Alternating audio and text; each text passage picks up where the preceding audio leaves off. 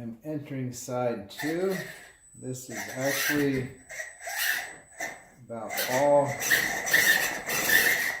my other barrage can handle.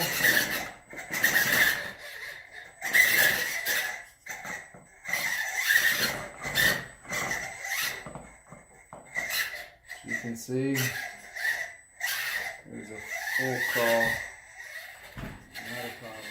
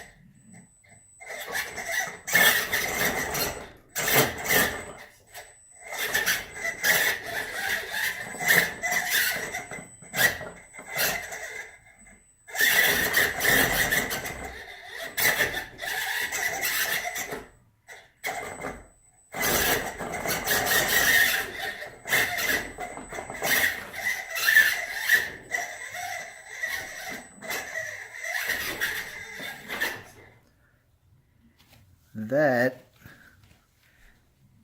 was the most difficult crawl to date. This is a crawl here. So this little guy laid down the gauntlet. It was the first truck to make the crawl up my single rail section onto the kitchen table. As you've seen, took a little bit of technique. It's not an easy crawl, but this is what I call the Ecx Barrage MT. So the Ecx Barrage MT laid the gauntlet down, and so far the TRX4 has answered a challenge. It made that crawl. This build was not one that I planned on doing. I bought the kit to upgrade my Ecx Barrage ready to run because of pricing and the availability of the parts. So then I was left with enough components to put another truck together. I had a few different ideas, what kind of approach to take with it, and I ended up going for a monster truck build, is why I call it the Ecx Barrage MT. Everything that I did that I thought, okay, I'll have a monster truck, but it isn't the approach you would take for crawling, has actually worked out to be a pretty fantastic crawler. So monster truck look, full-fledged crawler underneath at heart. Full-fledged 4-link Ecx Barrage crawler.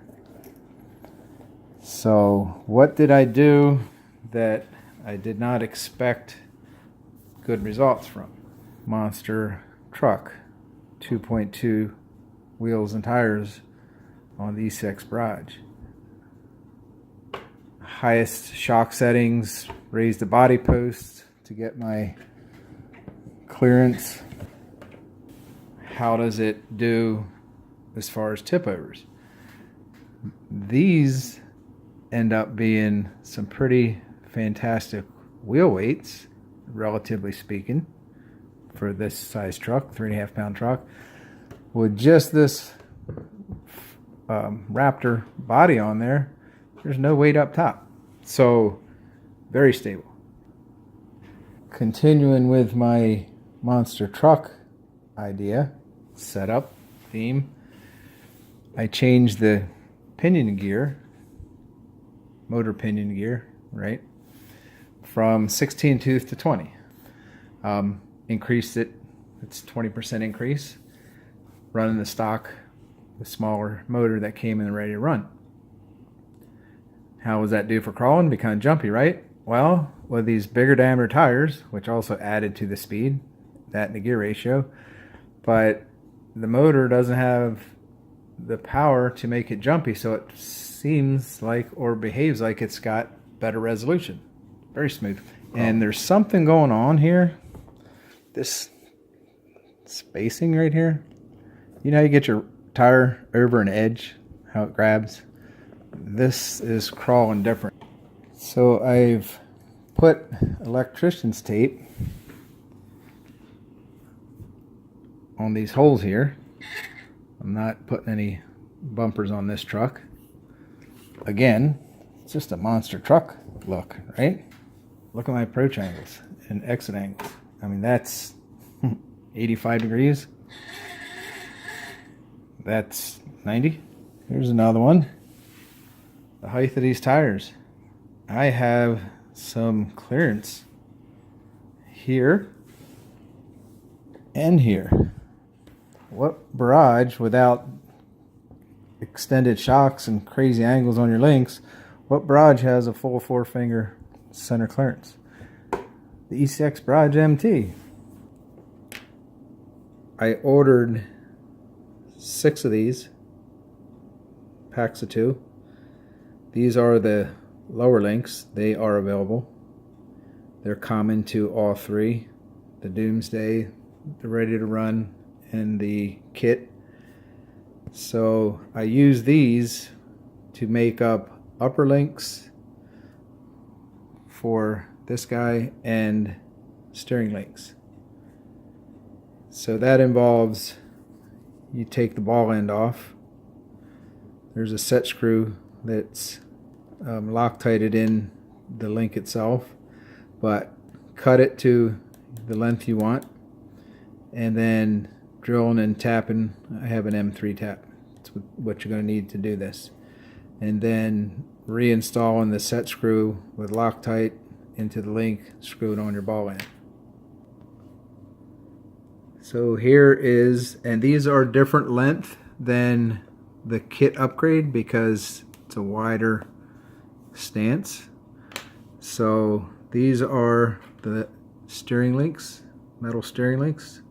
They had this one, but to get to me the correct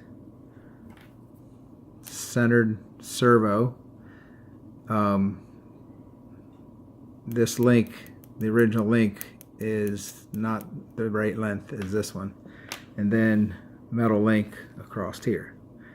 The other thing you can see that I had previously done, there's an aluminum brace that I made up, so it's screwed underneath 2 places to the plastic servo mount. I just stayed with that, and they're bolted right here to the knuckle, so that stiffens that up. There's like 0 flex. For some reason, with this geometry and the CNC plate bolted on these same knobs in the kit version, I don't have the flex on the steering servo plate. Like everyone else, I cut knobs off that stick down on the axles. They're just hang-ups. But this time I went back after having seen these. I've bought the housings, but I can't use them because the axles aren't available. But you look at this, and as far as scale and clean, just a beautiful, much better axle. One set of mounts for your links and shocks, not a bunch of plastic mounts sticking out. So I went back, I took a Dremel tool, I carved all this out in here, all the knobs that aren't being used, everything that doesn't look like an axle housing, and to bring it up to the cleaner look, the standard of the kit version, I took care of that. I also came up with what I believe is the best way to modify the the Ready to Run version to true 4-link. You can see I have cut all this off the top here. And I have a spacer. And there is enough room to drill and tap for these 2 screws. If you look where I have it, after you cut that stuff off, to mount your 4-links, which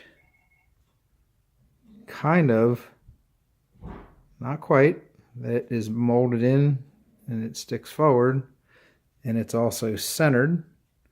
But this is the kit version, Doomsday version, where the upper links mount. It's a nice setup there. And then obviously the way they've incorporated here, here, and here is where your steering servo mount goes. So this is now a dedicated rear axle. Cut everything off. I like clean. That's clean. Harder to see, but in the front, same concept as the back, except I left the post sticking up for the servo mount. But cut the top off flush, left the post. On the left side you can see the spacer to center your links up so your axles are centered when you use the same length links. So there's my 4-link setup. Here's a quick flyover of my 4-link setup. You can see I have one set of link and shock mounts. My top links go to the top of the axle. I've put them in the same hole as the kit version. The Y links go here in this hole. So if and when I find axles to go in these housings and put them on here, I can use these links to swap out the housings with the axles that are not available. So there's 4-link in the back, clean axle housing, mounted on top in the front. Same position up here, going to nice, clean, true 4-link up front with a clean axle housing without multiple sets of shock mounts. The last thing I'd like to share with you is the toe-in.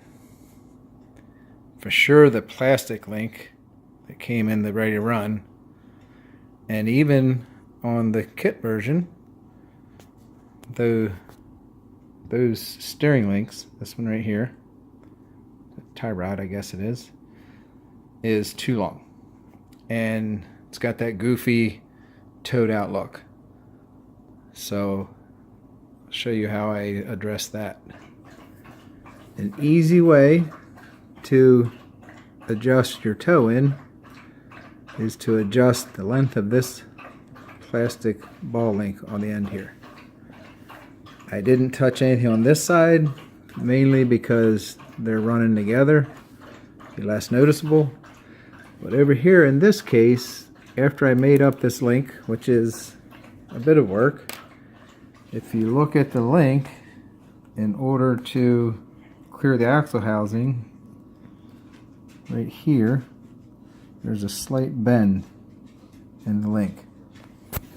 So this one, in this case, is actually a slight mistake on my part.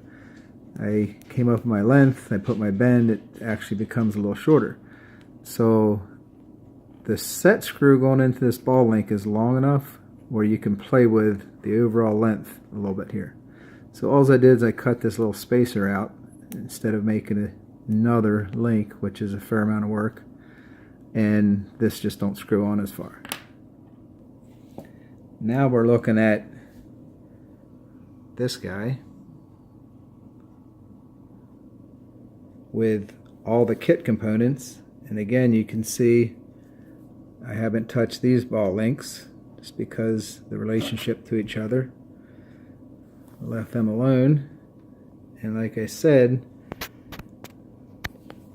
this tie rod for the kit also gives you that goofy toe out look, which affects handling. So you can't even tell it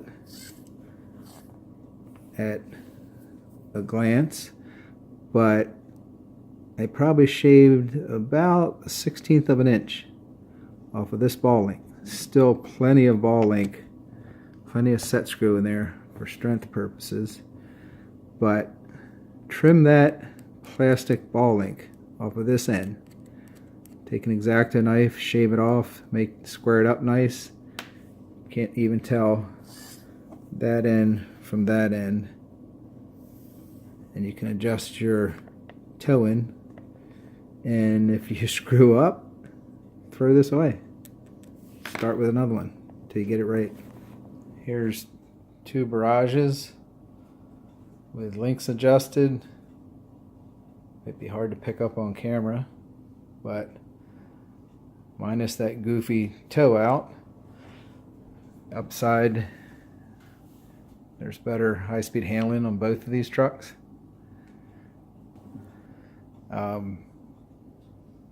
Ecx Barrage MT, very capable crawler, surprisingly capable.